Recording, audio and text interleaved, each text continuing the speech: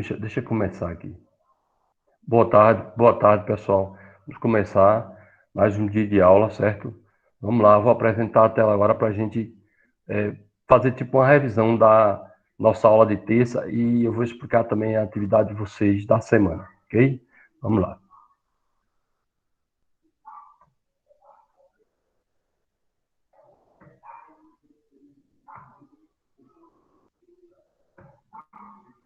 Tá dando para ver aí, pessoal?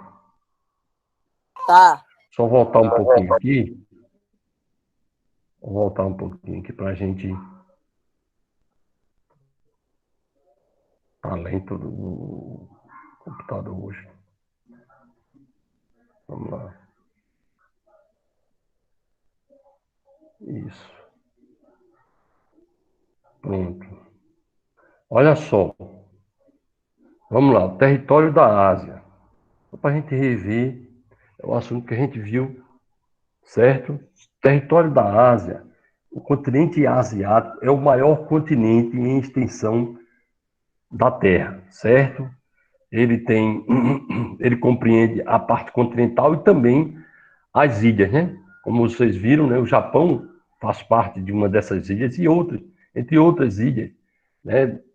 Aí no continente asiático, certo? Lá nós temos também o que chama o pico mais elevado do mundo, que é o Monte Everest, certo? Que está localizado na Cordilheira do Himalaia, certo? Esse monte, como até Derek falou, né? O pessoal tenta muito chegar lá no pico, né? Alguns conseguem. E já morreu muita gente também. Já morreu muita gente tentando escalar, certo?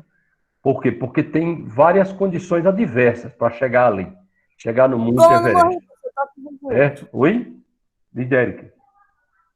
E como eu não morri, tô aqui vivinho. Não, aí como você colocou, né, que as pessoas tentaram escalar, que passa na televisão às vezes isso aí, né, mas que muitos acabam morrendo por conta de que avalanche, né, o outro não aguenta o frio, né, como eu falei para vocês, quanto maior a altitude, maior as condições adversas, o frio, né, vamos lá.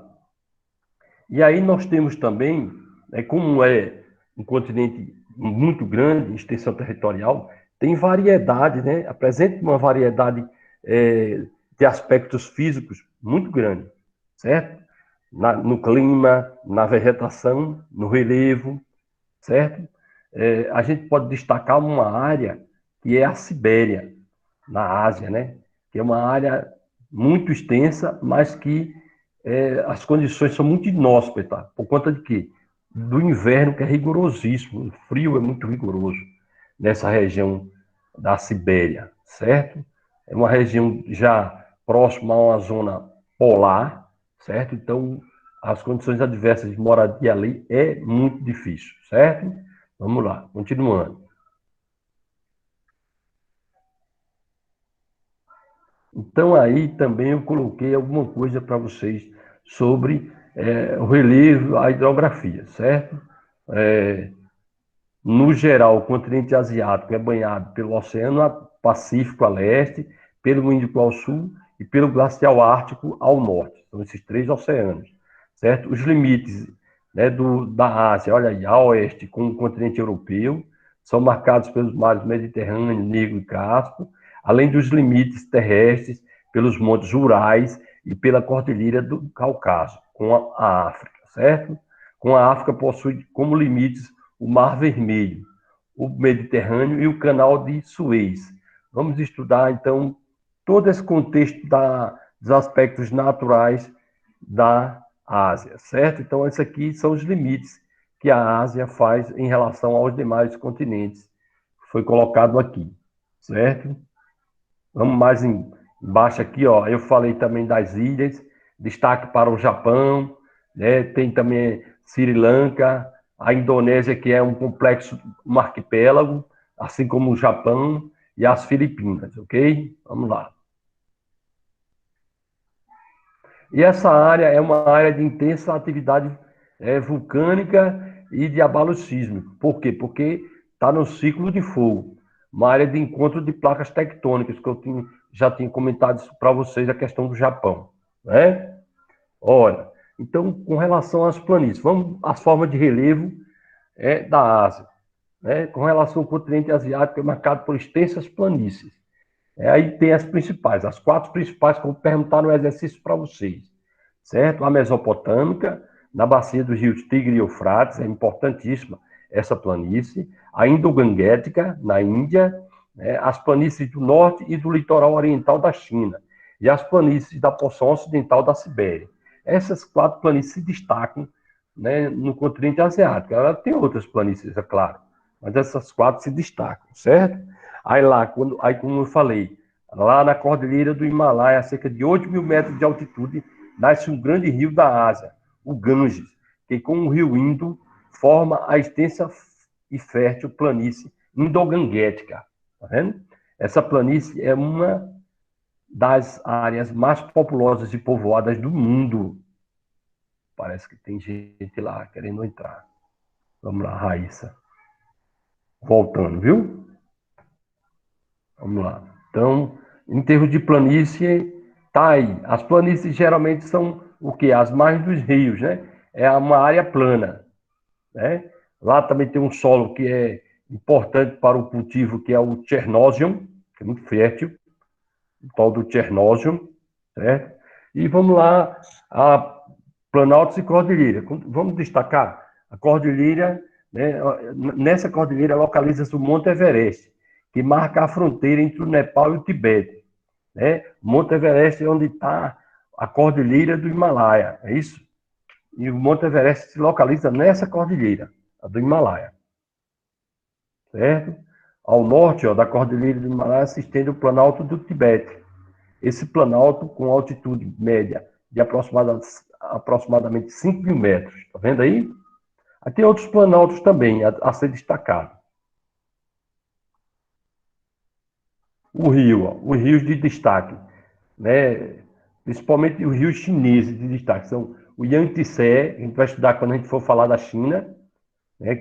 Ou o Rio Azul, chamado, e o Huanghe, o Rio Amarelo, rio chinês. Pronto. E como é uma área que eu disse de muitos eventos de instabilidade geológica, né? A área que fica ali no ciclo de fogo, que eu falei para vocês, forma o que a gente chama de tsunami. E o que são tsunamis? É uma onda marinha desencadeada por um evento submarino, como um terremoto, ou um deslizamento, ou pela erupção de um vulcão marinho. Então, esses fatores podem culminar com ondas gigantes, gigantescas, que são as tsunamis, que têm força de bombas atômicas. Quando chega no continente, destrói tudo. Aqui, ó. Tá vendo um exemplo do que a tsunami fez? Saiu destruindo tudo, uma tsunami ali em 2004, certo? Então é isso, na Indonésia. E em outros lugares também, que essa tsunami saiu devastando. Morre aos milhares de pessoas quando ocorre uma tsunami dessa. Certo? Pronto. E outra questão que eu vou trabalhar com vocês, que eu vou mandar vocês fazerem, é relacionar clima e vegetação da área. Professor, mas tipo, para pessoa sobreviver praticamente, ou vai dizer assim, Fala, Carol. em qualquer momento, não sei o que, vai acontecer um tsunami. Aí a pessoa tem que fazer o quê? Tipo, Olha, ir para qual lugar, basicamente, que a pessoa vai conseguir? Muito bem, essa pergunta é boa. Tentar ir para o lugar mais alto que puder, Travou. né, para tentar salvar, certo? Travou? Alô? Alô? Pronto, voltou. Pronto. Tentar, Carol, ir para o lugar mais alto que puder para tentar salvar. É isso que os sismógrafos, né, o sismógrafo, que é um aparelho que mede tremores e localização de tremores, ele informa. Tem alguns países que já são preparados, mesmo sendo preparados, mas acontecem tragédias como o Japão, o Chile aqui na costa. É um país até preparado na arquitetura, porque já sofreu muito com tsunami e também com terremotos devastadores. O Japão é o mais preparado deles. Por quê? Porque tem tecnologia, certo? Investiu muito E aí, quando ocorre um evento desse no oceano, eles procuram avisar com antecedência para as pessoas correrem para os montes, né? Para os picos, se prepararem. Ou então, tentar ir para... porque eles têm muita base subterrânea também. Nesses lugares onde tem guerras, eles também fazem essas bases subterrâneas. Alô? Tá travando, é? Tá. Não sei se é quem tá daquele caso aí, mas tá travando. Derek, tá escutando, Derek? Armando? Tô. Já tô Pronto, eu normal. acho que também é a minha, deve ser a minha também.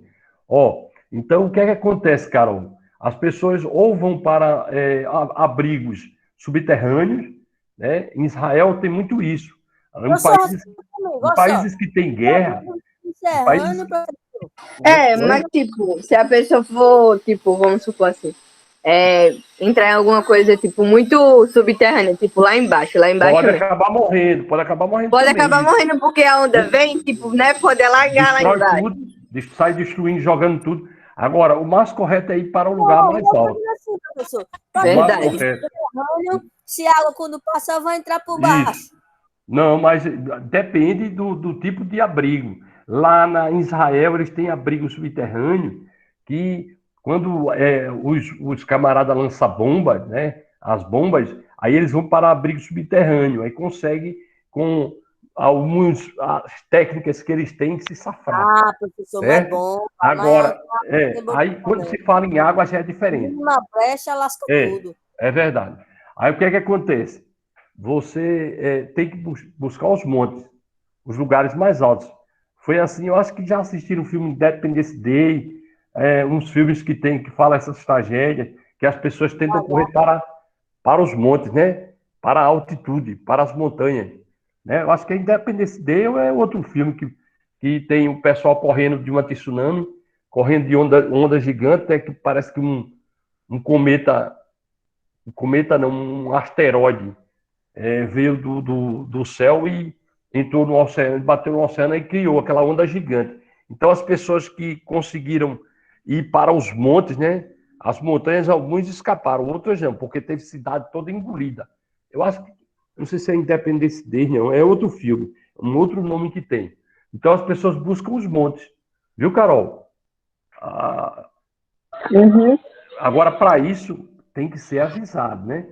Tem que ter um serviço de localização desses abalos que toque sirene e avise a população, né? No É Japão já verdade. tem. No Japão já tem isso, em alguns países que já sofrem com isso há muito tempo, certo? Aí a outra questão que eu vou pedir para vocês é relacionar o clima com a vegetação, certo? Então vocês vão fazer a relação. Um exemplo. Ó, vocês estão vendo aqui esses dois mapas. O clima, vamos botar aqui o clima frio. Clima frio aqui, ó. Esse clima é o clima frio. Qual a vegetação do clima frio? Aí vocês vão aqui embaixo, ó, e vai ver, ó. Tundra, tá vendo? A relacionar que eu falo é isso. Qual a vegetação do clima desértico? Desértico, tá vendo? É a vegetação deserto, tá vendo? Então, assim, vocês vão fazer esse tipo de relação entre o clima e a vegetação. Clima temperado, a vegetação é clara, a vegetação temperada pode ocorrer nesse clima temperado aqui, ó, que é por aqui, nessa cor aqui mais ou menos, ó. Aí você pode ter floresta temperada e pode ter também floresta de conífera. Geralmente as coníferas estão em regiões de clima frio. Frio aqui, ó, as coníferas aqui. Tipo aqui nesse roxo aqui, certo? Clima frio. Então, assim, vocês vão Mas, fazer professor, essa lá relação. Diga. nessas páginas, tem o texto, tem. O texto não, tem a tabela com dizendo quais tipos de vegetação tem em cada lugar. Então eu vou postar o mapa, os dois mapas, para você relacionar. Você relaciona na hora. Um exemplo, ó, Derek, aqui, ó. A Índia, aqui na Índia, ó. Que clima é esse aqui da Índia? E você vai aqui, ó. Na Índia, você vai aqui, ó. Você vai na mesma cor, tropical, né? Clima tropical, a mesma coisa da legenda, tá vendo? Aí no clima da Índia, qual é a vegetação aqui, ó? Aí você vai para cá, ó. Vê aqui embaixo, já vê logo qual o mapa da vegetação, formações vegetais. Você vai ver o quê? Que na Índia, a formação aqui é de savana, tá vendo? Savana, em parte da Índia. Então assim vai, certo? É só relacionar. Vai ter essa Certo? tabela lá? Eu vou botar os mapas, os dois mapas lá no grupo, viu? Tá bom? Ok. Pronto. Pronto. E aqui tem os tipos de vegetação, né? Direitinho. Se vocês não conseguirem relacionar, mas então bota os tipos de clima, embaixo bota os tipos de vegetação, não tem problema. Pronto. E as monções, que eu vou encerrar aqui a revisão com as monções, que a gente já está encerrando a aula mesmo. Ó, as monções, quando se trata de clima no continente asiático, uma característica marcante e que influencia muito são as monções, né? A influência das monções. O que é isso? As monções. Vamos lá. Isso está localizado mais nas regiões sul e sudeste do continente asiático. Então, monções são os ventos que possuem características bem definidas, de acordo com o período do ano em que atuam e a quantidade de umidade que carregam, certo? Então, as monções são os ventos carregam sua umidade, certo? E influencia no clima de determinadas áreas da Ásia. Atuam mais especificamente aonde? Ó? Nessa porção do continente asiático por causa do Planalto do Tibete, onde eu disse, no sul e sudeste da Ásia, certo? O Planalto do Tibete, que forma uma barreirazinha, aí as monções atuam bastante ali, que funcionam ó, como uma barreira para esses ventos e não permite que avancem para o interior do continente. Então, as monções ficam ali concentradas, no sul e sudeste da Ásia, ok? Pronto, pessoal, eu vou interromper aqui o compartilhamento, voltar lá com vocês, certo? E dizer que essa revisão. Então, as questões já foram definidas. Todas as minhas falas aí, em destaque, tá lá na atividade que eu vou postar para vocês. É interessante por isso, tá certo? Na Vai verdade, postar na livrinho. verdade, eu acho que eu vou postar essa aula de hoje no grupo, porque a aula anterior não. Vou postar a de hoje para que vocês vejam. Foi uma revisão hoje, ok? Tá bom? Uhum. Então, eu vou interromper aqui a gravação, dizer para vocês que sempre é bom estar com vocês. E é bom, Carol, perguntar, viu, Carol? Muito bom, viu? Interessante. Quando se pergunta, se tira a dúvida. Derek, Armanda, é isso aí, tem que perguntar. Ok? E os demais também. Quando quiser perguntar, é para perguntar ao professor, para tirar dúvida. Que quando você pergunta, também fica um negócio dinâmico. É como o Derek falou, né? Se você não fala, interage, só fala o professor, aí realmente fica um pouquinho. Mas quando se fala, quando se pergunta, se aprende e a aula fica mais dinâmica, ok? Valeu mesmo, pessoal. Tudo de bom. Vou postar daqui a pouco a atividade de vocês, viu? No grupo. Valeu? Tchau, tchau, Valeu, que daqui a pouco tá chegando outro professor aí para vocês. Valeu. Tchau, tchau.